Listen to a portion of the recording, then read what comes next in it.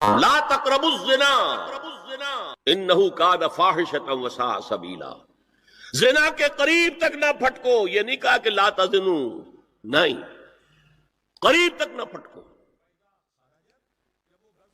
جیسے کہ یہ فیصل آباد کا ہمارا گول چکر ہے اور 8 بازار آ رہے ہیں، آپ کو سرکاری پروگرام یہ ہے کہ اس گول چکر تک، چوک تک کوئی بھی جلوس نہ پہنچے، تو 8 بازاروں کو بند کرو گے نا۔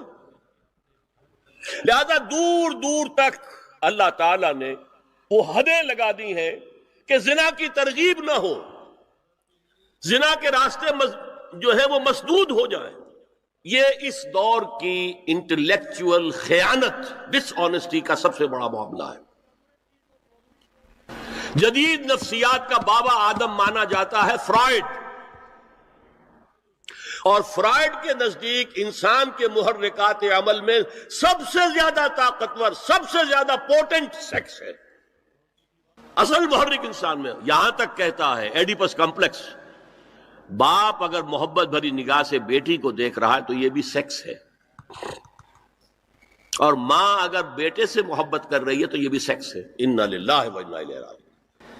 ان کمبختوں کا اصل یہ معاملہ ہے کہ ایک شے پر نگاہ جم گئی تو سب کچھ اسی کے گرد گھما دیا، ورنہ بات غلط نہیں ہے۔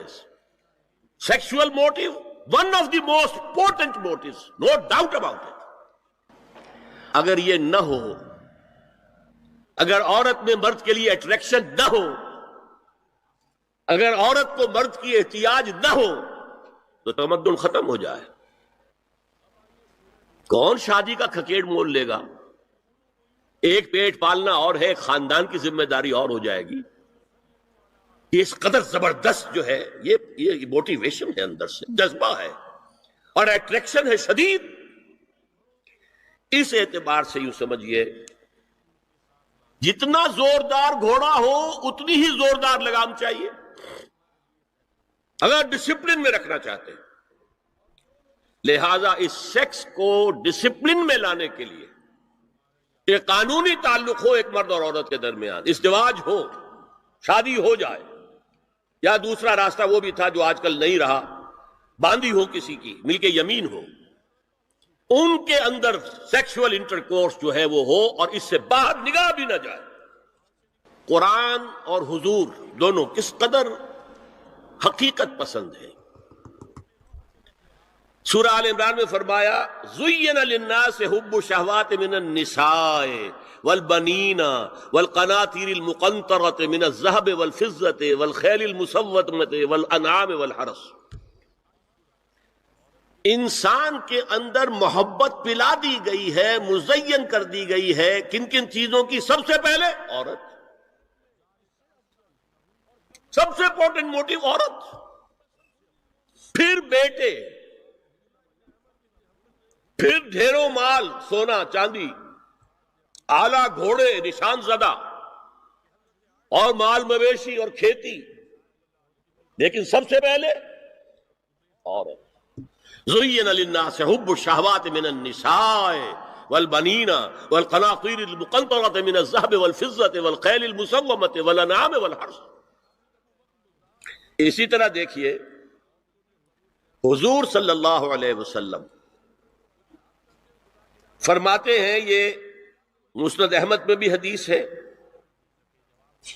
اور حاکم اور بیہقی نے بھی، عن انس ابن مالک رضی اللہ تعالی عنہ قال قال رسول اللہ صلی اللہ علیہ وسلم حبب الی النساء والطیب وجعلت قرۃ عینی فی الصلاۃ۔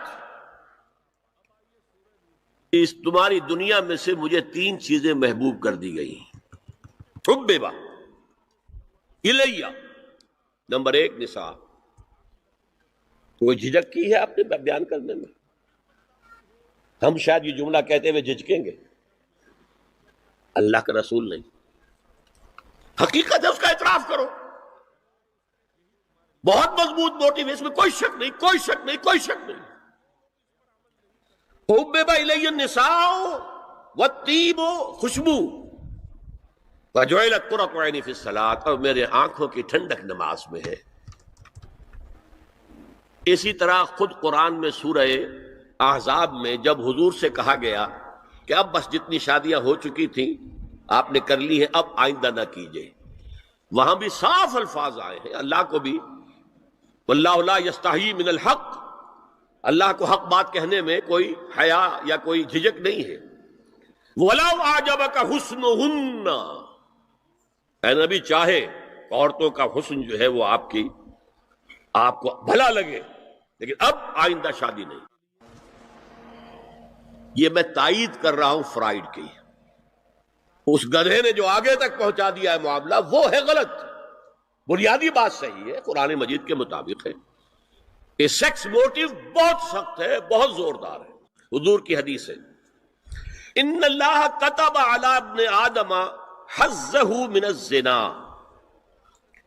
ادرک ذلک لا محال، اللہ تعالیٰ نے ہر انسان کا زنا میں ایک حصہ لکھ دیا ہے جو اس کو پہنچ کر رہے گا۔ فزنا العین النظر، آنکھوں کا زنا ہے نامحرم عورت کو دیکھنا، یہ بھی زنا ہے۔ اگر زنا کو روکنا ہے تو یہاں پر بھی قدغن لگے گی۔ ایک جگہ آیا ہے حدیث میں النظر سہم، یہ تیر ہے، یہ نظر جو ہے نگاہوں کے تیر، یہ تو آپ شاعری کے اندر بھی اور گانوں کے اندر بھی نگاہوں کے تیر سنتے ہیں کہ نہیں سنتے؟ النظر سہم، یہ تیر ہے۔ وزن اللسان النطق یا منطق، زبان کا زنا ہے کسی عورت سے گفتگو کر کے چٹخارے لینا۔ عورت کی آواز میں بھی ایک لوچ ہے، حسن ہے، اللہ تعالیٰ نے اسے سراپا ایسا بنایا ہے کہ مرد کے لیے اس کی ہر شے کے اندر اٹریکشن ہے، اس کی آواز میں اٹریکشن ہے۔ والنفس تمنا وتشتہی، اور باقی رہ گیا نفس، وہ تمنا کرتا ہے کہ اب میں اس سے آگے بھی بڑھوں اور زنا بھی کر لوں۔ والفرج یصدق ذلک کلہ اور یکذب، لیکن یہ ہو بھی سکتا ہے نہیں بھی ہوتا، لیکن یہ زنا تو کر چکا نا، کان کا زنا اس نے کر لیا، آنکھ کا زنا اس نے کر لیا، زبان کا زنا اس نے کر لیا۔ تو زنا کا روک تھام زنا کی جو ہمارے معاشرتی اہداف کے اندر بہت اہم ہے، بہت اہم ہے، بہت اہم، ورنہ معاشرہ ٹوٹ پھوٹ کا شکار ہو جائے گا۔ میاں بیوی میں اعتماد نہیں ہے، بے اعتمادی کی فضا میں اولاد جو پلے گی اس کی منفی نفسیات ہوں گی، کبھی مثبت نفسیات نہیں ہو سکتی۔ اب زنا جو ہے اس کے لیے حضور نے جو کچھ فرمایا وہ سن لیجیے۔ ادرک ذلک لا محال، اللہ تعالیٰ نے ہر انسان کا زنا میں ایک حصہ لکھ دیا ہے جو اس کو پہنچ کر رہے گا۔ آنکھوں کا زنا ہے نامحرم عورت کو دیکھنا، یہ بھی زنا ہے۔ اگر زنا کو روکنا ہے تو یہاں پر بھی قدغن لگے گی۔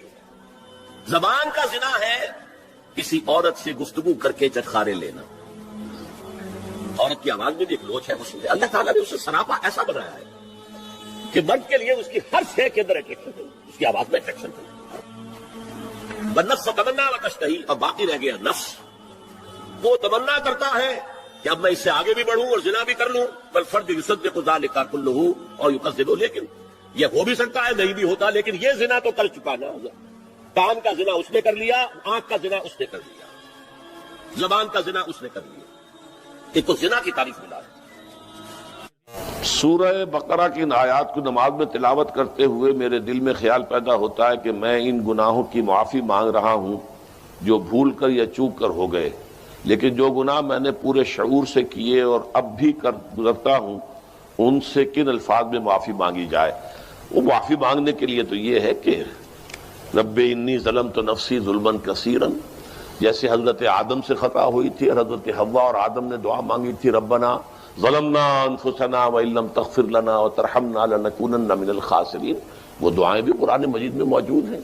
یا جیسے کہ حضرت یونس علیہ السلام سے غلطی ہو گئی تھی، اللہ کی اجازت کے بغیر وہ اپنی قوم کو چھوڑ کر چلے گئے، تو انہوں نے جو تسبیح کی ہے، جو ہمارے ہاں جس کی تسبیح بھی کی جاتی ہے اور اس کا آیت کریمہ کا جو ہے ورد کیا جاتا ہے، بلکہ وہ بھی اصل میں قلب کی گہرائیوں اور شعور کے ساتھ جو اگر ادا کی جائے تو بہت لا الہ الا انت سبحانک انی کنت من الظالمین، تو یہ جو ہے استغفر اللہ ربی من کل ذنب واتوب الیہ، یہ بھی ہے، تو مختلف ہے اس کے لیے کہ جو قرآن مجید میں بھی آئی ہے اور احادیث میں بھی ہے۔